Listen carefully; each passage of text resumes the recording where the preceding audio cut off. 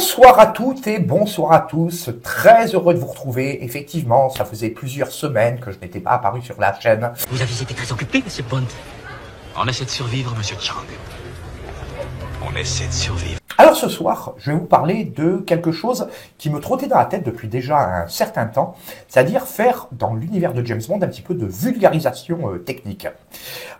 Et j'ai pas choisi un produit au hasard parce que beaucoup de personnes m'ont posé la question d'expliquer certains termes techniques qu'on utilise lors de chroniques, lors de live, etc. Et c'est important de savoir tous ensemble de quoi on parle. Et ce soir, j'ai choisi un album de musique en particulier, l'album qui était sorti pour le 30e anniversaire de la saga en 1992, l'album réservé au 30e anniversaire. Alors cet album-là, il est sorti sous 3 formes différentes. Il est sorti tout d'abord en édition simple, avec uniquement les chansons thèmes de la saga qui couvrent donc de Dr No jusqu'à Permis de tuer. Un album double, limité en nombre d'exemplaires. Alors après, j'ai regardé sur Internet, il y a beaucoup de chiffres qui circulent. Je pense que le consensus aujourd'hui, même si Capitol n'a jamais commenter ce chiffre en particulier, on parle vraisemblablement de 10 007 exemplaires. Ce qui est fort possible, parce que je sais que le CD aujourd'hui n'est pas totalement introuvable, mais disons que pour trouver cette édition double CD, ça devient de plus en plus difficile et forcément de plus en plus cher. Et puis aussi, il y a eu une édition sur vinyle en gatefold, c'est-à-dire double couverture, qui lui, pour le coup, a été très peu diffusée. Il faut quand même se rappeler qu'en 1992, on était en pleine période d'avènement du CD audio qui prenait progressivement le relais du vinyle. Le vinyle, depuis les années 2020, effectivement, il est revenu un petit peu dans l'air du temps. Beaucoup de gens achètent du vinyle, de sorte que, d'après les chiffres que j'ai pu consulter sur les grandes sociétés d'édition musicale, aujourd'hui, il se vend quasiment plus de vinyle que de CD. Le numérique, lui, est devenu carrément totalement marginal, ce qui n'était pas le cas forcément il y a une dizaine d'années. Et c'est très intéressant parce que le CD a vu sa naissance en mars 1983. Le vinyle a été toujours la référence, notamment pour mettre en avant certains morceaux musicaux via le 45 tours, via de la promo, etc. Et progressivement, le vinyle est tombé en désuétude et finalement aujourd'hui, il a à nouveau le vent en poupe. Après, je vais pas rentrer dans cette vidéo sur les qualités intrinsèques que peut avoir le vinyle par rapport au CD, parce que chacun a ses qualités. Après, ça dépend des périodes, ça dépend de beaucoup de paramètres. J'avais écrit d'ailleurs à ce sujet-là un article qui expliquait un petit peu pourquoi il ne faut pas être si radical en matière de qualité. Certains affirment que le vinyle est supérieur, d'autres affirment que le CD est supérieur. Je dirais que rien n'est aussi tranché. Voilà, c'est ce que je voulais dire pour commencer. Et ce soir, je vais vous parler d'un procédé technique, c'est la remasterisation. Alors, pour appréhender le principe de remasterisation, déjà, il faut savoir ce que c'est qu'un master, et surtout savoir un petit peu comment se passe l'enregistrement d'une piste sonore dans un studio. Parce que je pense que ça, c'est un préalable, et il ne faut pas le mettre de côté, parce qu'en fait, ça explique toute la procédure de A à Z. Et d'autre part, le terme remasterisé, et c'est vrai, c'est applicable pour l'audio, mais c'est applicable aussi pour la vidéo, c'est un procédé qui malheureusement a été un petit peu, dans l'utilisation du terme, a été dévoyé à travers le temps. C'est-à-dire aujourd'hui, on peut se demander si ce n'est pas devenu quelque part une simple forme d'argument commercial, ce qui n'était pas forcément le cas dans les années 90. Alors donc, l'album dont je vous parle, il a été remasterisé donc en novembre et décembre 1991 et il a été diffusé au grand public à partir de mars 1992, un petit peu plus tard en Europe, parce que la priorité reste toujours au marché américain. Et donc ce double CD, il avait une particularité quelque part, c'est qu'il marquait d'une certaine manière un changement de paradigme, aussi bien pour Capitol, l'éditeur du support, que pour MGM, producteur de la saga James Bond, que pour Eon Productions, que pour Don Jack, propriétaire des droits. C'est-à-dire en fait on était en train de changer d'air, où finalement on ne se contentait plus de diffuser un produit, un film, une cassette, un livre, etc. Mais on essayait d'aller un petit peu au-delà de tout ça et on essayait d'apporter une plus-value en expliquant comment les choses avaient été faites et en apportant quelque part des produits inédits. Et c'est le cas de ce double CD parce qu'on a effectivement les chansons thèmes, mais on a aussi énormément de morceaux qui étaient à l'époque inédits. Alors c'est vrai, c'était pas historiquement le premier album sur CD consacré à la musique de James Bond. Il y avait eu le Greatest Hits qui était sorti en 1984, mais avec une qualité vraiment digne du CD de cette époque-là. Parce qu'à l'époque, on maîtrisait pas totalement la technologie, etc. Donc, aujourd'hui, nous sommes en 1992 et on va se remettre en 1992. Ce CD-là, il sort. Et pour la première fois, on a l'occasion d'entendre les bandes originales telles qu'elles sont sorties, enfin, les chansons thèmes, telles qu'elles sont sorties des studios. C'est-à-dire vraiment avec une qualité optimisée. Et donc, d'où le principe de remasterisation. Et justement, voilà, c'est le but de cette chronique, vous expliquer qu'est-ce que la remasterisation.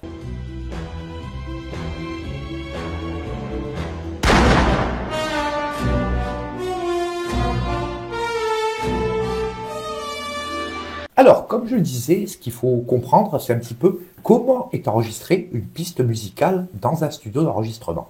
Et ça permet d'appréhender un petit peu ce que c'est que la remasterisation. Il faut savoir déjà que dans l'industrie musicale, depuis les années 60, il y a eu, on va dire, 2 ou 3 grosses révolutions majeures, c'est-à-dire au milieu des années 60, l'avènement de l'enregistrement multipiste sur laquelle je vais revenir, ensuite la bascule progressivement au tout numérique plutôt que l'analogique, et tiens, ça me fait penser à une chose. C'est quoi la différence entre numérique et analogique? L'analogique, c'est tout simplement la captation d'une information et la reproduction d'une information sous forme de signaux électriques. Bon, voilà, c'est très basique. L'analogique, c'est intimement lié à la découverte de l'électricité. Le numérique, c'est tout autre chose.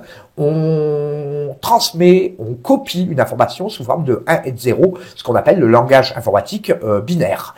C'est-à-dire qu'en fait, avec le temps qui passe, un signal électrique peut se dégrader. Un langage binaire, lui, ne se dégrade pas. Voilà. Grosso modo, j'ai simplifié au maximum parce que je veux pas que cette chronique fasse 1 heure ou 1h30. Voilà, c'est ce qu'il faut savoir. Et donc, pour en revenir aux grosses révolutions de l'industrie musicale, il faut savoir qu'au milieu des années 60, on est passé progressivement de l'enregistrement simple à l'enregistrement multipiste. Le multipiste, c'est quoi? C'est-à-dire sur une seule bande analogique magnétique, on peut enregistrer, à l'époque, dans les années 60, c'est-à-dire vers 64-65, on pouvait enregistrer 2 pistes sonores séparées. Puis, progressivement, ça a été 3, puis 4, puis 8, puis 16, puis 24, puis 32, juste avant l'arrivée du numérique. De sorte qu'on pouvait enregistrer jusqu'à 32 pistes sonores différentes sur une même bande totalement synchronisée. Et ça a été vraiment, pour le coup, la grande révolution de l'industrie musicale, sur laquelle je vais revenir. Ensuite, il y a eu naturellement l'arrivée du numérique, c'est-à-dire l'enregistrement tout numérique, sans perte de qualité, etc., qu'on pouvait dupliquer à volonté et qui ne vieillissait pas avec le temps. Ça, c'était à la fin des années 80. Et mine de rien, dans les années 70, il y a eu aussi la troisième révolution, ça a été l'arrivée du procédé Dolby, qui est une marque déposée, et qui a permis justement, via des filtres extrêmement complexes, de réduire les bruits de fond, les bruits d'enregistrement, etc. Ce qui a apporté, je pense, une grosse évolution en matière de qualité d'enregistrement. Voilà. Donc, pour faire rapidement, grosse évolution à la moitié des années 60, grosse évolution à la moitié des années 70, et grosse évolution à la fin des années 80. Et pour en revenir à l'enregistrement multipiste, il faut savoir que quand un enregistrement est fait, on part du principe qu'on colle des micros sur chaque instrument, on capte la voix et on essaye de mixer tout ça ensemble. Mais je veux dire, l'enregistrement monopiste, c'est pas évident parce que s'il y a un problème, on est obligé de tout refaire. L'enregistrement multipiste a un gros avantage, qu'on soit sur 3, 6, 12, 15 pistes, peu importe. En général, c'est plutôt des chiffres pairs, d'ailleurs. Ça permet que s'il y a un problème, par exemple, sur l'enregistrement des percussions, on n'est pas obligé de tout refaire, on réenregistre simplement les percussions et on remplace le morceau qui pose problème. Voilà, c'est essentiellement le gros avantage de l'enregistrement multipiste. Et comment on enregistre un morceau musical? Voilà, c'est la grande question qu'on se pose. En règle générale, ce qu'on fait, c'est qu'on essaye de compartimenter les enregistrements. On enregistre la voix d'un côté, les chœurs de l'autre, les percussions, les cuivres, les claviers et éventuellement, je dis bien éventuellement, les instruments électroniques qui sont apparus dans l'industrie musicale qu'à la toute fin des années 60. Et ça c'est intéressant, tiens, parce qu'on va revenir un petit peu à James Bond. John Barry, par exemple, n'a utilisé le Moog, qui était un orgue électronique, un synthétiseur vraiment basique, mais qui a été utilisé par énormément de compositeurs, de groupes de musique, etc. Lui a tenu à ce qu'on ne l'utilise pas en post-production, parce qu'on ne savait pas trop quel rendu sonore on aurait, mais il a voulu l'enregistrer en direct, notamment sur la bande originale de Au service secret de Sa Majesté. Voilà, c'était pour l'anecdote. Et donc, une fois qu'on a enregistré les cuivres, les percussions, les claviers, la voix, les chœurs, etc., tout ça s'est enregistré sur une seule piste synchronisée. Et en fait, après, il y a l'étape du mixage. C'est-à-dire qu'en fait, l'étape du mixage, c'est l'étape où l'ingénieur du son, en collaboration avec le chanteur, le compositeur, etc., règle les niveaux de sorte que tel instrument puisse prendre le dessus à tel moment de la musique, que la voix soit toujours dominante, etc. Après, c'est un travail très fastidieux qui se fait sur une console de mixage avec des potentiomètres, etc. On écrète éventuellement les trop aigus, les trop graves, etc. Et on fait finalement le morceau musical tel que tout le monde le connaît. Et donc, à partir de là, une fois que ce mix-là est fait, exception faite pour Goldfinger sur laquelle je vais revenir, une fois qu'on a ce mix-là, ben finalement, on a quasiment le produit fini. Mais ça ne suffit pas. Parce qu'après, encore faut-il le diffuser. Et le diffuser, ça veut dire faire un master. Un master, c'est tout simplement l'enregistrement, le mix original qui est adapté au support sur lequel le morceau sera diffusé. C'est-à-dire, en l'occurrence, dans les années 60-70, c'était le vinyle. C'est-à-dire, on écrète les basses, on écrète les aigus, parce que le vinyle a beaucoup de qualité, mais malheureusement, avec le temps qui passe, ben finalement, comme il y a vraiment un contact physique entre le saphir ou le diamant et le disque, qui lui est en plastique, ben finalement, les sillons se creusent. Et finalement, on a une perte de qualité avec le temps qui passe, et le mastering vise à éviter une trop importante perte de qualité. Et donc, une fois que ce master est créé, on l'envoie au fabricant et il le duplique à autant d'exemplaires qu'ils le veulent. Voilà, c'est ça le master. Et l'intérêt de faire du remastering, c'est tout simplement de reprendre le mix original et de l'adapter au nouveau support. Et en l'occurrence, pour l'album du 30e anniversaire, ben finalement, on a repris les enregistrements originaux de chaque chanson thème et on l'a adapté au support CD avec la technologie de l'époque, c'est-à-dire la technologie des années 90, en bénéficiant de plages d'écrêtage beaucoup plus importantes, en amplifiant les graves, en amplifiant les aigus, parce que le CD permet ce genre de choses, ce que ne permettait pas le vinyle, et surtout, une chose, grâce au procédé Dolby, de réduire le bruit de fond et de purifier le son. C'est-à-dire d'obtenir vraiment un son d'une pureté absolue. Voilà, c'est ça le remastering, c'est-à-dire on reprend l'enregistrement original, le mix original, et on l'adapte à la technologie de son époque. C'est pareil pour le domaine de la vidéo, on reprend la pellicule originale et on la réadapte à la technologie de l'époque en retirant éventuellement des poils caméra, des taches, des griffures, des choses comme ça. Voilà, la remasterisation, le gros avantage, c'est ça, c'est de remettre finalement un morceau musical dans son époque en le purifiant de tous ces petits défauts qu'il avait à l'origine. Après, pour l'enregistrement de Goldfinger, on parlait tout à l'heure de l'enregistrement multipiste. Goldfinger, la chanson thème de Shirley Bassey et John Barry et Leslie Bricusse, a été enregistrée en août 1934. Effectivement, le studio CTS à Baywater n'était pas équipé de toute la technologie qui a été mise plus tard, un petit peu plus tard en avant. Ils avaient des magnétophones 3 pistes de marque Telefunken de mémoire et l'ingénieur du son était Eric Tomlinson. Et finalement, le mixage audio, lui, n'a pas été fait en post-production, mais il était fait en direct. De sorte que l'enregistrement qui devait durer une journée a duré toute la journée et quasiment une grosse partie de la nuit parce qu'il y avait systématiquement un problème. John Barry, ça lui convenait pas, etc. De sorte qu'à la fin de la session d'enregistrement, Shirley Bassey était complètement excédée, était épuisée. Et donc cet enregistrement-là, il y a quelque chose de très intéressant, c'est, si vous ne la connaissez pas, voici la voix originale telle qu'elle a été captée en studio de Shirley Bassey. Goldfinger, he's the man with the Midas touch.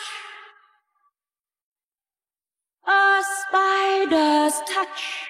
Et quand je disais mixé en direct, c'est-à-dire qu'en fait les instruments ont été équilibrés en situation réelle. C'est-à-dire qu'en fait il n'y a pas eu d'étape de post-production. C'est-à-dire qu'en fait l'enregistrement instrumental est typiquement conforme dans le morceau qu'on connaît à ce qui est sorti des studios.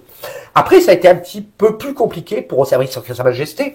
Au service secret Sa Majesté, John Barry, par conviction personnelle, n'était pas adepte des instruments électroniques qui venaient juste de faire leur apparition.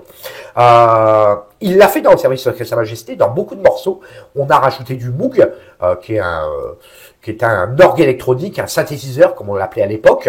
Mais je veux dire, il a voulu le faire en direct, ce qui était une procédure très peu courante, parce qu'il voulait avoir le rendu audio en direct. Après, globalement, la bande originale de Au service secret Sa Majesté fonctionne très bien comme ça. Mais simplement, voilà, faut savoir que John Barry n'avait pas voulu faire des ajouts électroniques en post-production, ce qui ne sera pas le cas, par exemple, pour la bande originale de Moonraker, qui sera enregistrée 10 ans plus tard, coup pour coup, où beaucoup d'effets sonores ont été faits par Roger Roche, au studio Davout, en post-production. Les deux hommes se sont très bien entendus. Vous pourrez retrouver une interview de Roger Roche sur notre chaîne, etc. Voilà. En fait, finalement, ce que ça explique, c'est que la méthode d'enregistrement, la méthode de travail a évolué avec le temps. John Barry lui-même, dans sa manière de travailler, a évolué. Même s'il était hostile à la base à l'utilisation d'instruments électroniques, ben finalement, en écoutant un petit peu le travail de notre compositeur, un de nos compositeurs nationaux, malheureusement décédé depuis plusieurs années, François de Roubaix, il a utilisé l'instrument électronique. François de Roubaix, c'est un petit peu une sorte de Michel Magne 2.0, des compositeurs expérimentaux qui ont apporté énormément aussi bien à l'industrie du disque, de la manière de les produire, de la manière de produire du son. Je veux dire, ce sont des personnages qui, pour moi, sont fondamentaux dans l'histoire des bandes originales de films.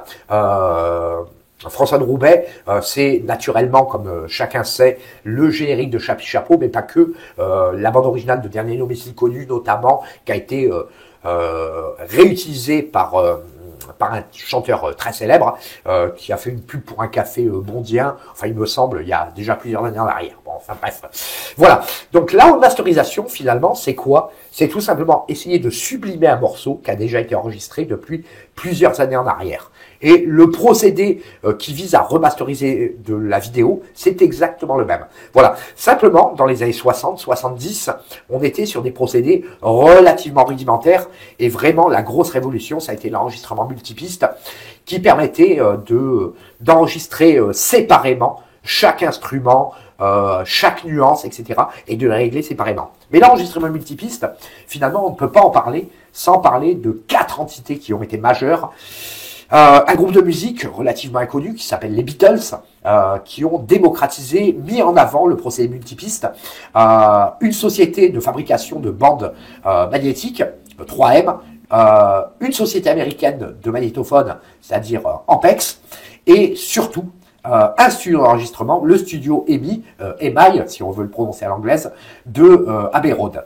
C'est eux qui ont vraiment mis en avant, dès 66, le procédé d'enregistrement multipiste qui a simplifié grandement la manière d'enregistrer de la musique et de concevoir de la musique. Après, les grosses révolutions, effectivement, voilà, comme je le disais, c'était surtout l'avènement du procédé de réduction de bruit Dolby, ça a été le passage progressivement au numérique.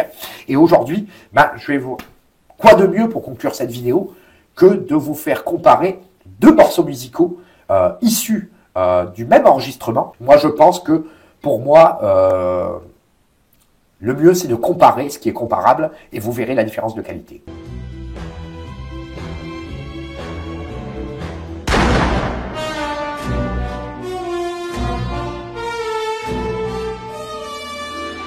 Alors, justement, dans cette deuxième partie de vidéo, on va évoquer un petit peu le rendu sonore de ce remastering.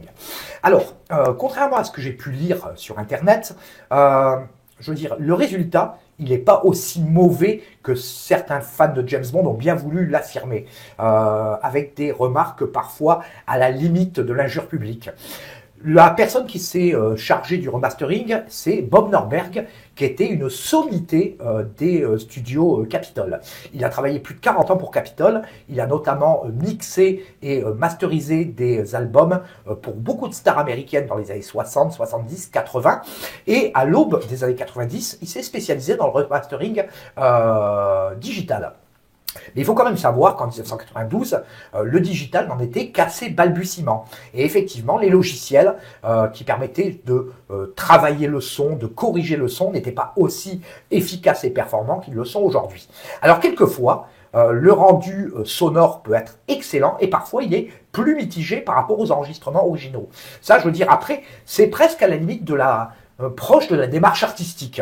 Je veux dire, après, on aime, on n'aime pas. Je pense que déjà, à la base, l'initiative de Capitol de vouloir rendre leur cachet aux morceaux tels qu'ils avaient été enregistrés, sans toucher aux mix originaux, ben déjà, c'est louable. Pour moi, il n'y a pas de nécessité de critiquer à tout prix le travail qui a été fait. Alors, comme je le disais, effectivement, il y a parfois sur des morceaux, le rendu est carrément exceptionnel. C'est le cas de Rien que pour vos yeux. You can see so much in me, so much in me that's new. You can see so much in me, so much in me that's new. Donc là, clairement, on a le sifflement qui disparaît, on n'a plus de bruit de fond. Le logiciel de retouche audio a été pour le coup très efficace. Je veux dire, le dosage de réduction de bruit de fond est spécialement judicieux. Les basses, on sent clairement qu'elles ont été retravaillées. On sent que les aigus, vraiment, on perçoit toutes les nuances des instruments, etc. Toutes les petites nuances qui ont été faites par Bill Conti concernant l'équilibre droite-gauche pour l'enregistrement stéréo, etc. On est vraiment sur du très haut de gamme. Sur mon œuvre de foi, parallèlement à ça, You only live twice, or so it seems. You only live twice, or so it seems. ben là, on sent clairement que on est plus proche du bidouillage qu'autre chose. Je veux dire, le morceau original était déjà d'excellente facture. Ben avec le remastering, ben finalement, on perd toute la réverbération, on perd énormément en puissance. Je veux dire, là, pour le coup, le logiciel n'a pas du tout compris et saisi la démarche artistique qui était celle de John Barry et son ingénieur du son. Après, je veux dire, on aime, on n'aime pas, mais je veux dire, c'est vrai que le remastering qui a été fait ensuite dans les années 2000 permet encore plus de sublimer les morceaux parce que la technologie avait évolué, parce que les ordinateurs étaient beaucoup plus puissants, peut-être parce que les sources avaient été retraitées en amont, etc. Je n'ai pas l'explication, mais voilà, sur cet album-là, finalement, on a des morceaux où la remasterisation est pour le coup très efficace et d'autres morceaux sur lesquels on peut être légitimement plus mitigé. Bon, voilà, je veux dire, c'est un travail, après tout, qui dénote presque d'une démarche artistique, comme je le disais. Après tout, la machine peut commettre des erreurs, et l'être humain aussi. Je veux dire, moi je pense que toute démarche visant à améliorer la qualité de base, à présenter un produit un petit peu différent au consommateur en essayant d'exhiber des pièces d'archives, je veux dire, c'est jamais une mauvaise initiative. Après, voilà, c'est une question uniquement de goût personnel.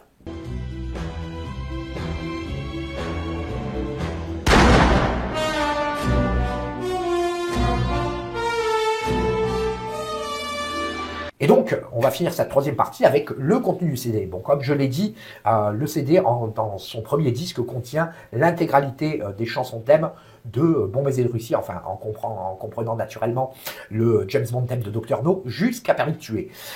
C'est le deuxième disque surtout qui est intéressant, dans laquelle on a pas mal d'inédits, des suites musicales de Opération Tonnerre et de Goldfinger, 3 spots radio d'époque. Voilà, on a vraiment pour le coup essayé d'apporter une plus-value à ce deuxième disque en exhibant des pièces qui n'avaient jamais été diffusées, notamment les versions de Goldfinger de Anthony Newley, la version de Mr. Kiss Kiss Bang de Dionne Warwick, etc. Enfin, des choses comme ça. Voilà, ça apporte toujours un petit plus, et comme je le disais en préambule et en ouverture de cette vidéo, je pense que ça a marqué le début d'une nouvelle ère, où finalement les studios, les ayants droit, les différents intervenants dans la saga James Bond ont essayé d'apporter aux fans et au grand public quelque chose de plus en exhibant des morceaux qui n'avaient jamais été entendus, peut-être aussi à un peu plus tard, des archives en termes de props, en termes de photos jamais montrées, des scènes coupées dans les DVD et dans les Blu-ray un petit peu plus tard, voilà. Et cette démarche-là, ben, là aussi, comme le remastering, même s'il n'est pas parfait, c'est toujours louable, aussi bien pour le grand public que pour les fans. Voilà, c'est ce que je voulais vous dire, et ben, du coup, on va conclure cette vidéo.